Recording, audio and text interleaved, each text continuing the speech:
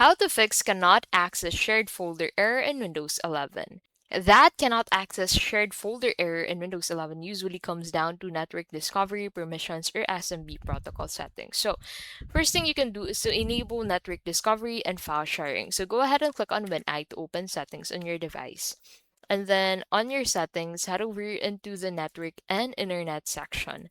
And then from here, click on advanced network settings. And then under advanced sharing settings, go ahead and turn on network discovery and file and printer sharing. And then restart your PC and try again.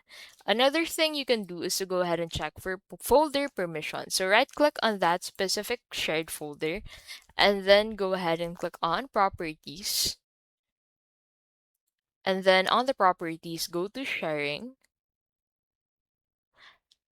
and then click on advanced sharing and then check share this folder and then click on permissions, add your user or everyone with read or write access and then apply changes.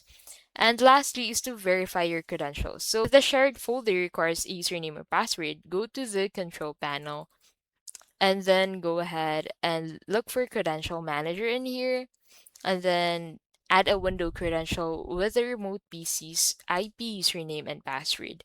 And that is how you can basically fix cannot access shared folder error in Windows 11.